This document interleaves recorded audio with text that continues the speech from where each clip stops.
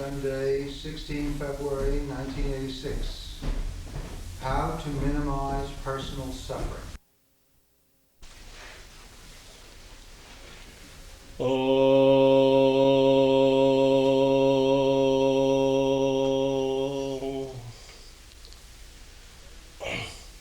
Tang stri tang pumanashi tang kumaro tuvakumari tang jitno dandena vanchasi tang jato bhavasi vishyato mukha Om Shanti Shanti Shanti Hari Om Tat Sat. The Vedic mystic realized at the dawn of human civilization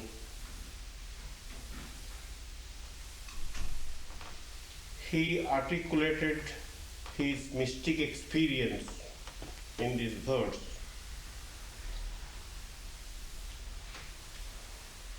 In this entire universe, there is one reality, and that supreme reality is addressed by common people as God. And that God is a living principle within and without. After having known that wisdom, having experienced that enlightenment, one can feel secure, enlightened, and strengthened. May we all be able to search for our security in that life-giving message of the Upanishad.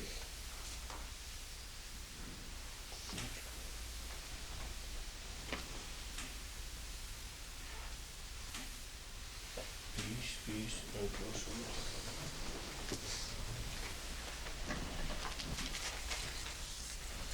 Our topic is how to minimize our personal suffering.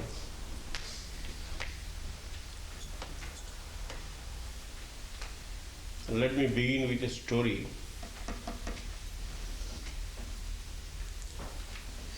Two friends were staying in a particular, apartment. One lost money, of course, due to his carelessness. And he was always suspecting the other guy. And although they were friendly, suspicion came to the mind after the loss of the money. So he will be observing him with a suspicion always.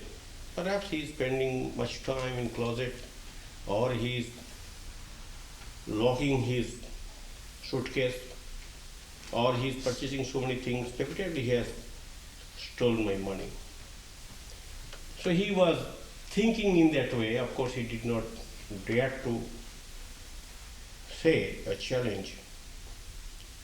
After some time, he found his money. It was inside his book.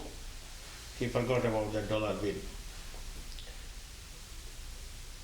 So we also wrongly suspect many people or many sources in the environment which brings us trouble, without trying to inquire our own contribution to that suffering. Now, modern psychologists are also coming to help us in one way. They are also very vocal about the human responsibility. Unless we accept our responsibility, unless we try to control our emotions, unless we try to get ourselves integrated, we cannot avoid miseries or sufferings. So pains and aches to a great extent can be nullified provided we are able to develop a healthy outlook towards life, and by following the principles of that philosophy, we may try to make ourselves strong mentally and intellectually. Now, this is a day. We cannot think that there is night, but night will come at certain hours. So as day and night, although not to be seen at a particular point except in the evening or in the morning, but it is a fact. When night is there, night will be over and day will come. When day is there, night will come after some time. So where there is happiness, there are bound to be unhappiness also. That's the Hindu philosophy. It is foolishness to think of happiness and happiness alone. You cannot conceive of happiness unless there is unhappiness. So if we transcend the pairs of relative existence, then only we will be able to get real peace. So let us try how we can minimize our suffering. Now, throughout the ages, suffering is there in some form or other. As Swami Virajananda says, the world is created by a power, and that power is divided into three ingredients: Sattva, Rajas and Tamas. So sum total of these powers will always bring happiness or unhappiness. You cannot find out one single place at any particular time where there was no suffering, only happiness was there, or only suffering, no happiness was there. Swami Vivekananda says that sum total of good and bad will always remain the same. It cannot be changed. It is only changing its facet. Absolutely, it cannot be eradicated.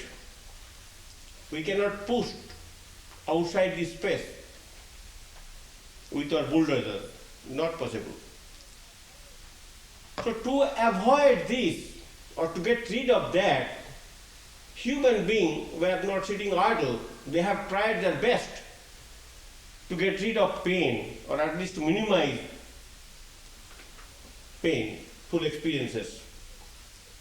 In Indian philosophy, it is said that dukkha traya vihada jigyasa, the very question of life comes, or questioning mood comes, because we are assailed by doubts, we are confronted by troubles. So trouble is inherent with human life, and for that reason, the thoughtful person, reflective person, meditative person, persons having some introspective attitude, try to think how to transcend this relative plane of existence and how to get rid of the miseries. So misery helped human being to develop philosophy, to develop art, science, technology. Even people take alcohol or drugs only to avoid misery. Now we have to see how far we have been able to remove miseries from human life.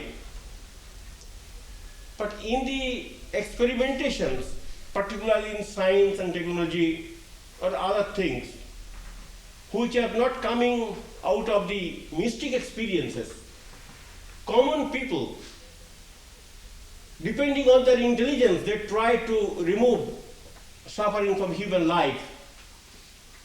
Now in the in that act of removal, in that pious attitude, they have also brought suffering to the human life in many ways.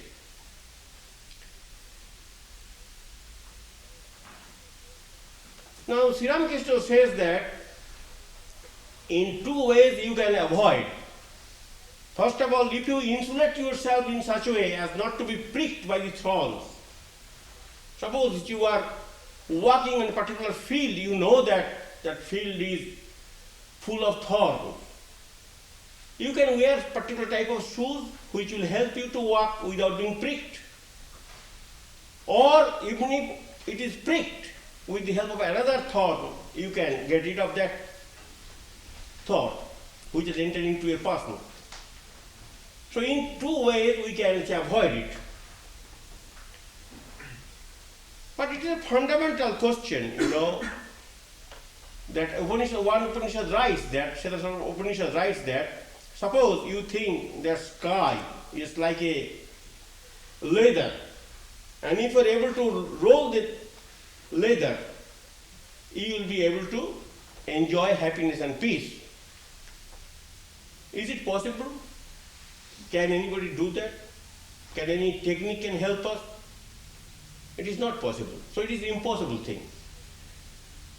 Possible thing is this, that God being the creator of human life, and the pain and as well as happiness comes from Him also in one way. So unless we move towards God, unless we try to know our own real identity, unless we create that sort of spiritual awareness within us which helps us to get rid of body-mind consciousness, when we are able to live in that soul force or arouse that soul force within us without becoming much depending on the body-mind complex, then that sort of existence or that sort of awareness or that sort of experience or that sort of attitude of life will definitely help us to control our sufferings, because we are giving less importance to the body-mind and giving more importance to the supreme principle which creates our body-mind, which is the real source of happiness and peace. So more we are able to generate that soul consciousness within us by coming in contact with the divine ground, more we are able to show our indifference towards the body-mind complex, we tend to enjoy happiness. So that being a fundamental question, so we have to follow also fundamental principles to avoid it once for all. So unless we realize God or truth, or unless we develop that soul awareness within us, it is never possible for any person at any stage of life, in any country, under any civilization, to get rid of miseries and sufferings. But we are not able to follow that high task. It is exacting duty, no doubt. And for common people like us, we can also follow certain principles, knowing full well that is the fundamental point.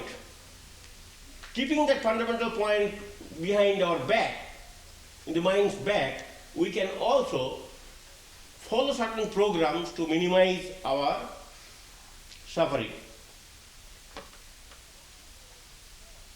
Now and then we get a call, particularly from young girls, that world is going to be crashed.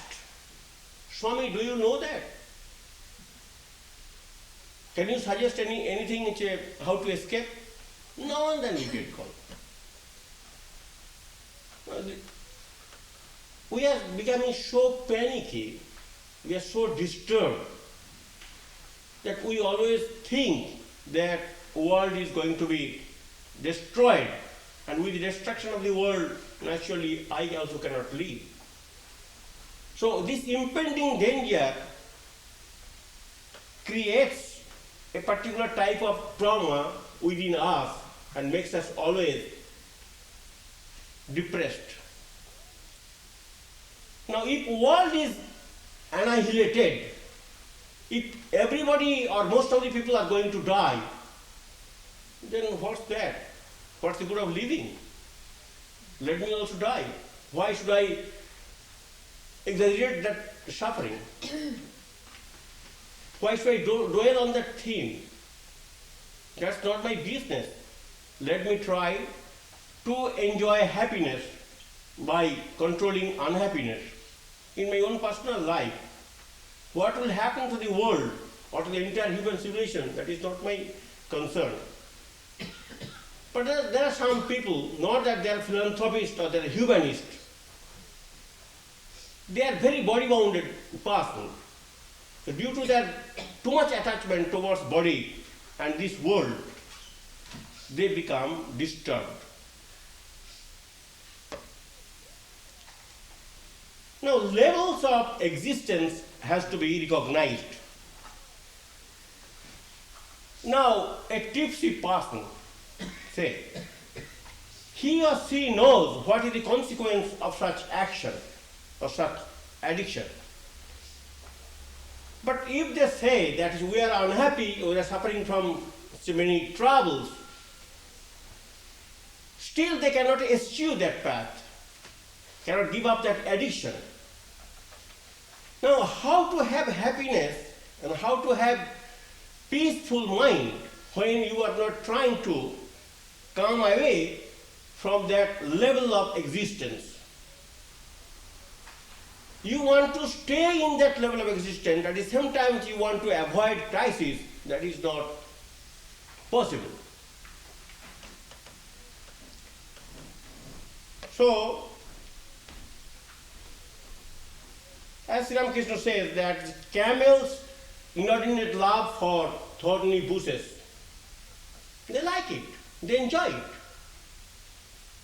Although they bleed, but still they enjoy.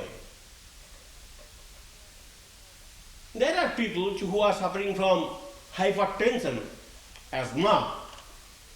Doctor has asked them to give up their cats. Many people tell, what's the good of having life without cat?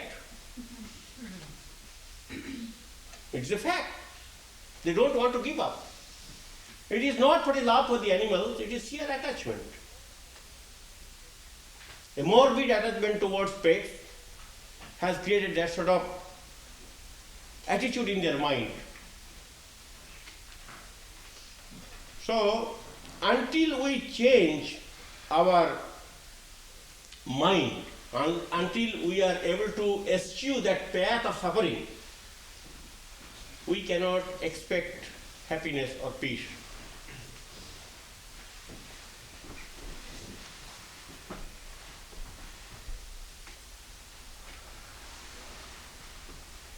Jung wrote one book, Modern Man in Search of a Soul. That book was printed in the early 30s. In that book, he made a very prophetic remark that modern man is so body-bound, so earth-bound, they cannot think anything else apart from that. This is a paradise. They want to live eternally in this paradise and try to enjoy as much as possible. So that sort of materialistic attitude which has entered into our blood has also degraded human picture and lowered our human aspirations and bring unhappiness to us. He writes that there are a host of people in the world, they always want to think that they will never die and they will ever enjoy their youth. Father want to be a brother of his youngest son. Mother also wants to be a sister of her youngest daughter. He wrote in that book, you will find it. So we are very body bound, very much attached to this world. We have got nothing to hope in other worlds or in other spheres of life. I don't want to say heaven. The life has so many dimensions. If we are able to discover the spiritual dimension of life in this very naughty world, we can enjoy happiness and peace simply by discovering that and by trying to come to that life. Instead of being able to discover that, instead of changing our habits and manners, if we keep ourselves riveted to this nasty philosophy of life, we are bound to be degraded, and in consequence of which suffering is bound to come to our life. So this false philosophy of life has to be discarded. Otherwise, we cannot have any hope for happiness and peace. That soul is the source of happiness and beatitude. And soul is within the human life. And soul has projected itself into this world. So let us come towards the source. Unless we try to move from periphery to the center, we cannot expect permanent happiness. Unless we are well grounded with this philosophy, your politics and economics and sociology will not be able to help us. That's foolishness. Now we may think we are very clever. Many people think that we know many things than our forefathers. They are very proud of their achievement in that way. We learn many things, we read many things, we are aware of many things. So we are very proud of our own learning, scholarship, achievement. In one sense, we should be. But in another sense, in spite of our scholarships, we are very unhappy people. So they say that, well, we are very clever, we are very intelligent. So by manipulating our cleverness and intelligence and tactful attitude of life, we will be able to cheat God or that divine principle which rules the life and the world. So higher laws can be bypassed by becoming a clever or tactful. It is not possible. It cannot be. If we have transgressed that eternal rules and regulations or laws that binds everything, sustains everything, guides everything, we are not able to save ourselves, not from the sin, but from our inherent weaknesses, which brings punishment to our life. So for these reasons, we have to search, we have to go to the authentic sources, like the scriptures, and authentic messages committed to us by illumined souls who understood the purpose of human life, the science of human life, who are in the know of the facts. So these people, as Swami Vivekananda says, if you want to read books, you have to read books which are written by the illumined souls. I mean, those who have experienced truth. They are the only people who can guide. Other people, how they can guide? They do not know what to do. So down the ages, we are being led by the false prophets, and we are digging our own graves. If perchance a few of us are thoughtful enough to take the leadership or guidance of those illumined souls who in one voice, in great religions, they have told us to arouse that soul force within us by withdrawing our attention from the temptations of life so long temptation of life is there, very strong, so long we are trying to enjoy as much as possible, spiritual life cannot take any root within us.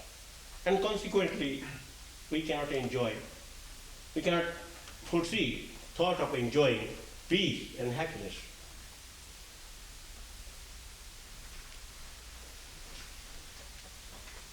So we do not think, although we may have speedy trains and aeroplane and all that, nowadays techniques are being developed when within a few hours you can go from one end to another end of the world by plane. All these technical improvements may be good for some people, but it does not help us to enjoy peace within ourselves, enlightenment with ourselves. So we cannot expect any improvement in our material life by following that sort of philosophy. Human wisdom and spiritual enlightenment cannot be found out in modern scholarship. The age-old truth always tells us to search peace within. We are always trying to search peace without. So this habit of searching truth in the outside world will never give us any chance to be introspective and thoughtful in order to be rewarded by that peace and serenity which comes after realizing the truth.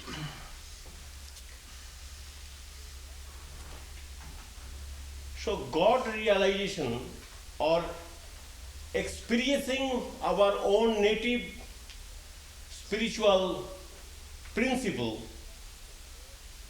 understanding that we are soul tethered to a body, this understanding, this experience will help us to get peace.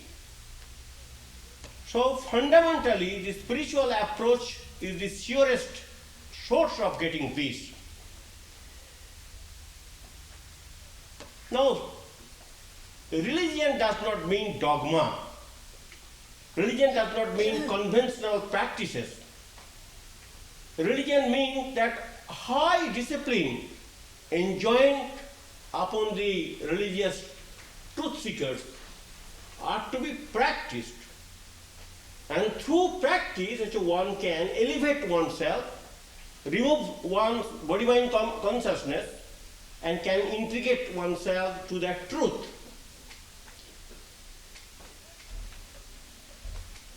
So for that reason, another philosophy of life has to be chalked out. That philosophy is spiritual philosophy, which will take away from this mundane world, or which will not allow you to dwell too much in this mundane world, which will give you another insight, another idea, aspiration, inspiration, to dwell on the higher plane of life, which is the source of all beatitude. By constantly taking our mind in that realm of beatitude, by withdrawing ourselves from these temptations of the life and its glamours, we can certainly enjoy peace and happiness and minimize our troubles. There cannot be no doubt.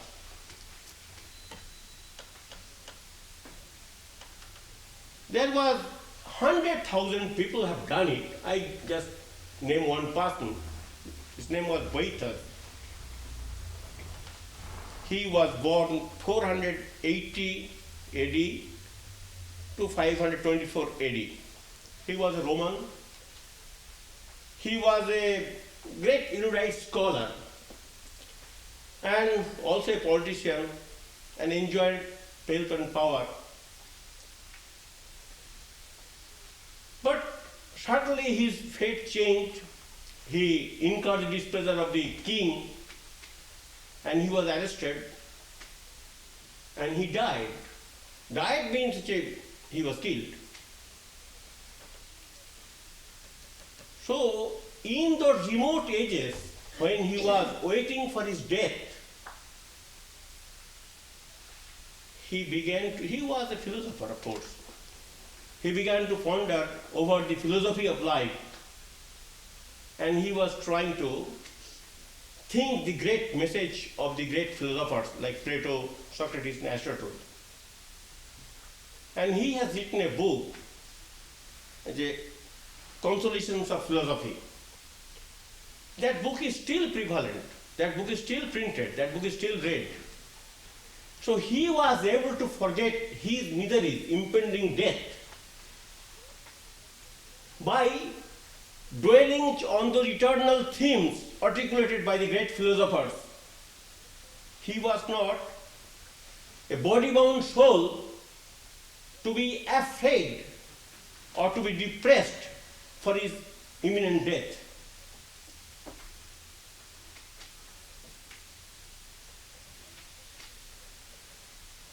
There are 100,000 people who are losing their life in any way, but he has become immortal, at least in the field of literature. His Consolation of Philosophy, it is abridged, very small book can be read. By devoting himself on those principles, on those idealism, he was able to minimize the sufferings of his life. So sufferings of life can be minimized by any one of us by changing our lifestyle, by trying to coming in contact with the terra firma, the divine ground, which is the source of all beatitude. Anandapantha vidyate ayanayo. If we remain in the sordid state and still want to enjoy happiness and peace, that is misnomer.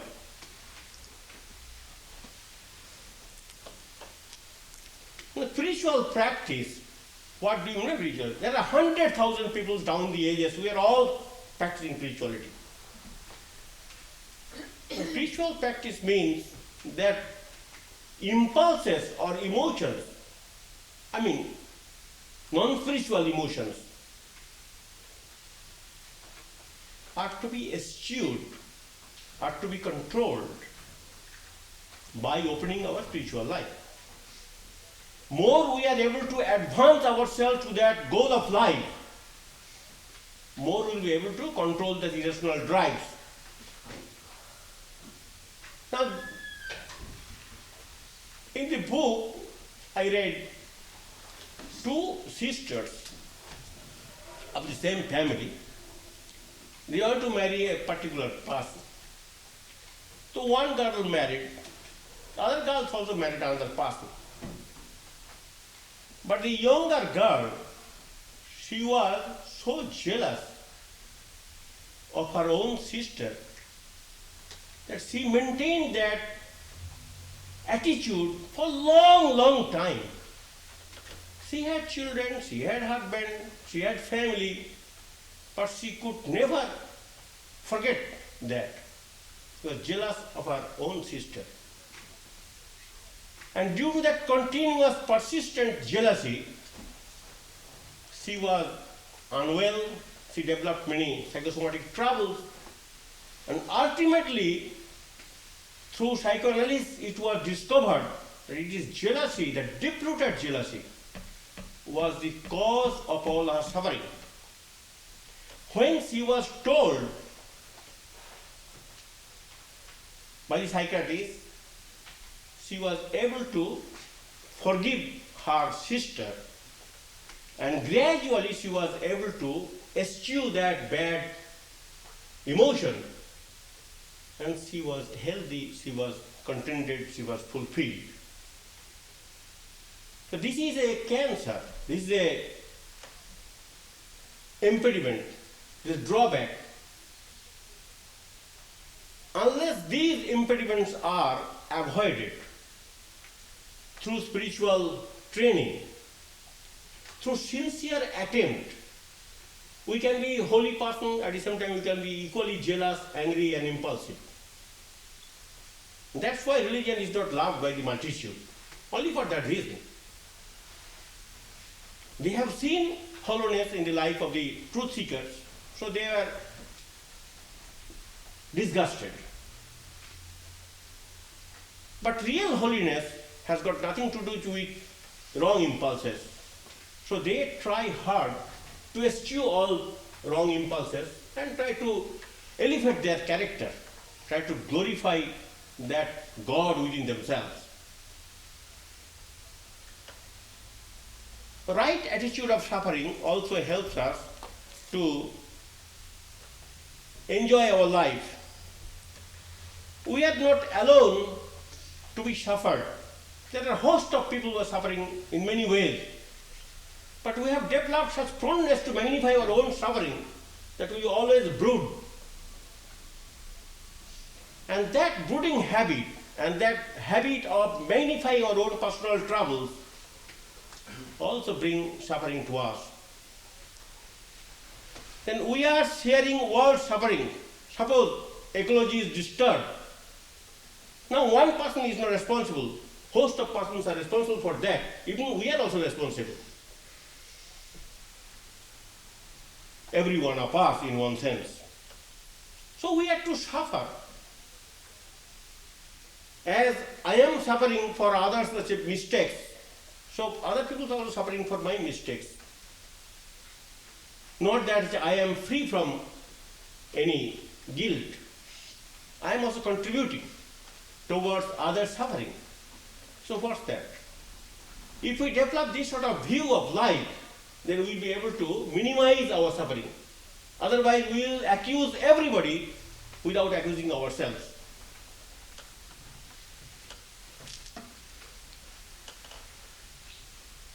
Now, we can be also develop a friendly and heroic attitude towards suffering. Now, friendly and heroic attitude towards suffering means, well, as for example, this job satisfaction. Very few people can have job satisfaction. Most of the people are dissatisfied in their work. Now, what to do? It cannot be avoided. What can be avoided has to be endured. What can be cured must be endured. Now, if we try to develop a healthy attitude towards work, well, this is the work. Wherever I go, these sort of things are available everywhere. So let me try to adjust myself as much as possible and accept it. And if we are resentful, if we are peevish, and we show hatred towards our colleagues and friends and bosses, we are not helping ourselves to enjoy better life. So by developing a healthy attitude towards life or towards suffering, a courageous attitude towards suffering, let me bear this pain. This agony is universal agony. It is nothing peculiar with my life. So why am I making so much fuss? So we can avoid distress to a certain extent.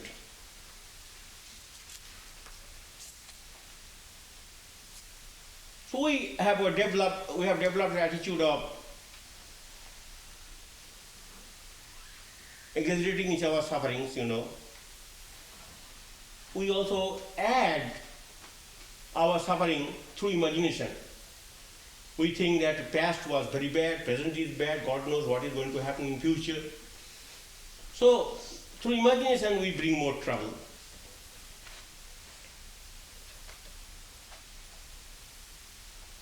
As Swamiji says, face the brute. These wrong impulses which are creating trouble within us are to be squarely faced with courage. So if we develop that sort of courageous attitude, it is possible for us to enjoy more peace and less suffering.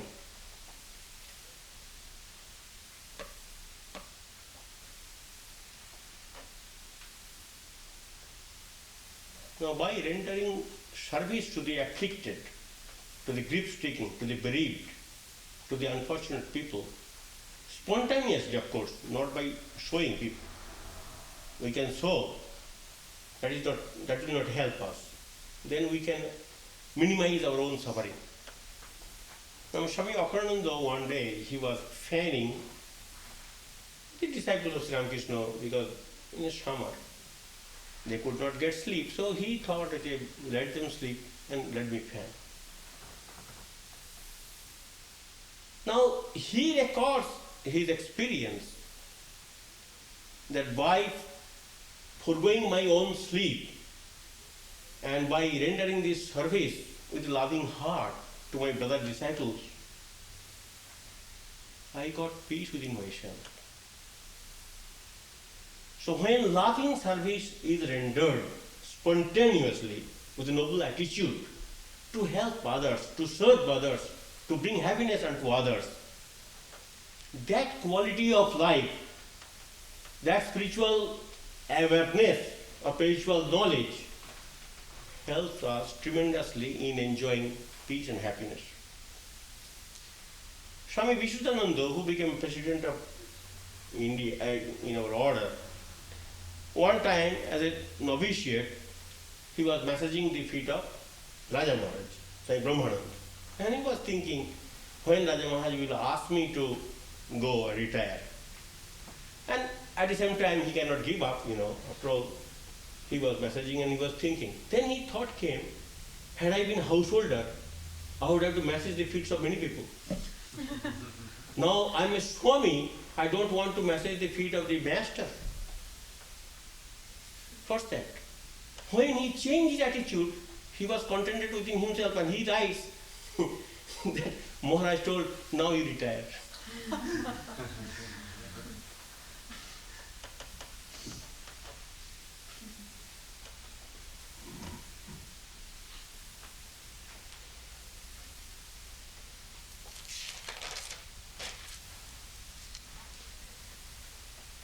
Now, it's all things that if we follow wrong path, wrong discipline, wrong habit, who can check unhappiness and miseries?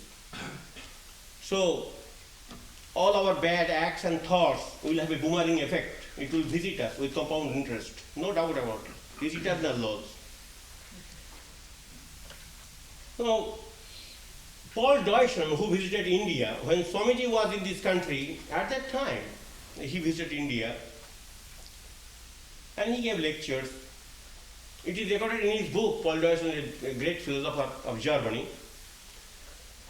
He found one blind man in India. Of course, 100 blind men are there, but he came across one blind man and he was very much sympathetic towards him. He's a young person. He said, I'm very sorry that you are blind. That person told, no, it is my karma. I did something wrong to get this blindness. He was moved in such a way that he has recorded that experience in his book. You can read from his book. That I was moved that how one can accept such one bad karma on one's shoulder. So through acceptance, through resignation, one can also minimize such one's suffering, as this case pointed out. When cannot be avoided, it has to be endured. And if we try to endure that suffering with courageous mind, with a healthy attitude, we definitely enjoy peace within ourselves. Otherwise, we have to fret and fume all the time. If you read Holy Mother's recipe, that many people complain of suffering. As down the ages, we're all trying to eradicate suffering or control suffering in any way. And for that reason, you have developed this culture, civilization, and all that. But unless that insight comes, it is not possible to eradicate completely or wholly. So anyway, Holy Mother says that many people complain of suffering, but they do not want to consider the other fact that this suffering is also very helpful in having spiritual maturity. Because if there is no suffering in the life, how it is possible for us to develop any maturity? We will be like a baby, always trying to draw the attention of the parents. So suffering helps us to discover our own native genius.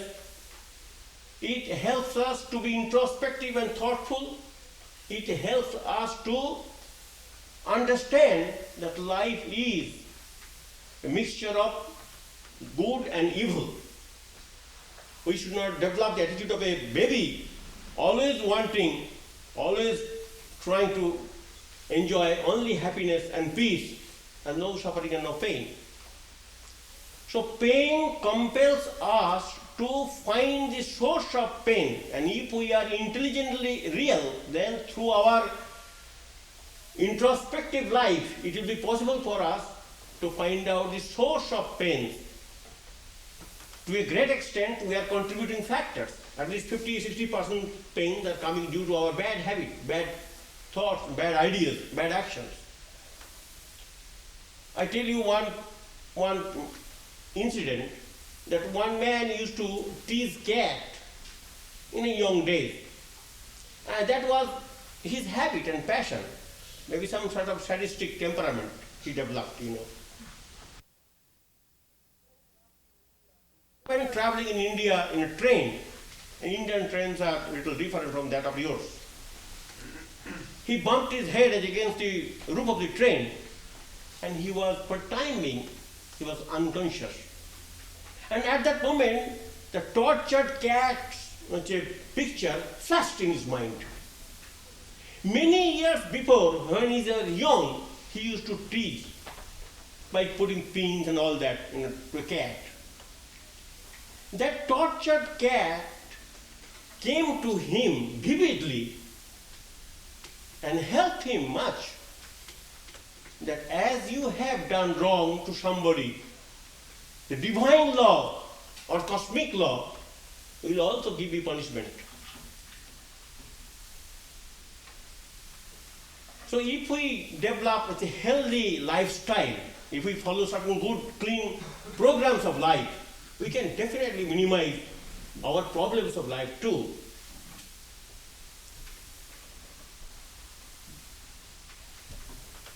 Sri Ramakrishna gives a beautiful example, that kite which was flying with a fish in its beak, and it was naturally chased by 1,000 crows. So it was tired, it cannot fly any further. So sat in a branch of a tree and dropped that fish from its beak. The moment the fish was dropped, no crow was chasing it. All crows were following that falling fish. So Sri Ramakrishna says, Taga Shanti Nirantaram, as Gita says, by eschewing the lower calls of life, by developing higher passion for truth or peace, one can certainly enjoy happiness and peace. We should not try to develop a philosophy of the babies. As Swami used to say, that when ginger is not given to us, we do not want to recognize any God. We are concerned with our immediate pleasures and satisfaction. We have got no higher quest, higher thinking, higher aspirations, or higher motivation. So, Taga Shanti Nirantaram, if we are able to analyze our own mind, certainly we shall get positive hints about our bad thoughts, bad actions, bad motivations, bad aspirations.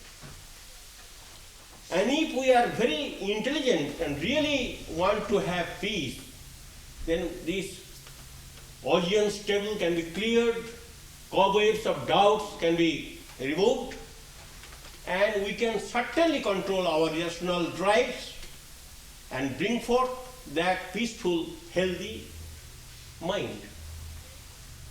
We can minimize our trouble by understanding our problems and by trying to eradicate them with the help of God through intense prayer.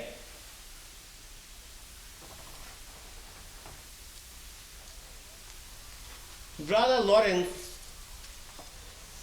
if you read the 11th letter, he wrote many letters to the convent girls. 11th letter, if you read, then you'll find that he was counseling her that I don't say that you will be able to make yourself free from suffering, but I do pray to God that you will be able to endure them. Because suffering will be over, as Ramakrishna says, when ego is smothered. So long ego is there, nobody can do that, end suffering.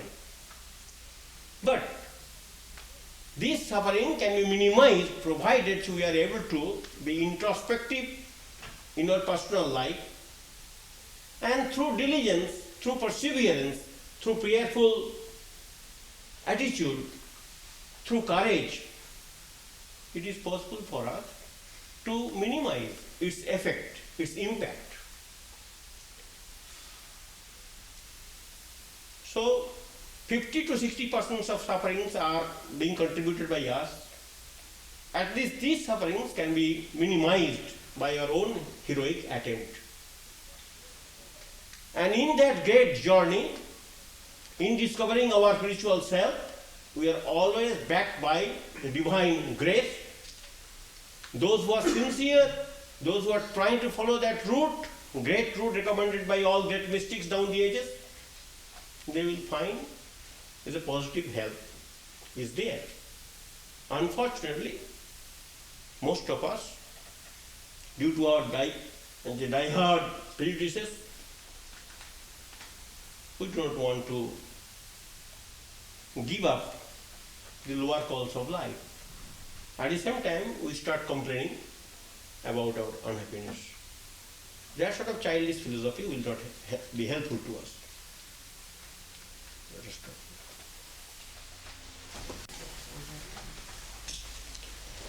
Let us have prayer or meditation. Om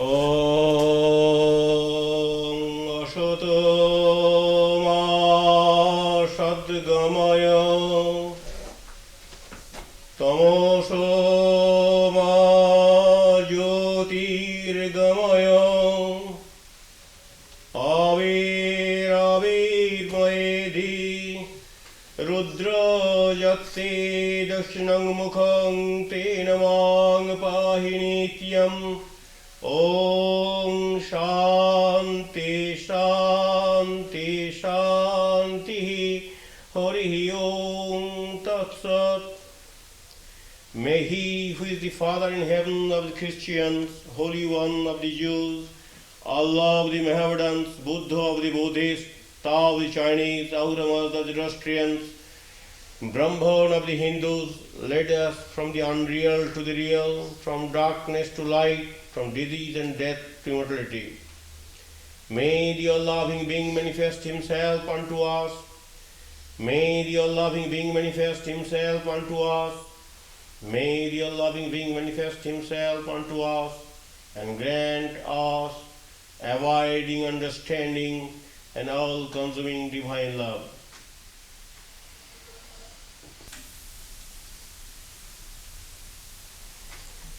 Peace, peace, peace, and peace.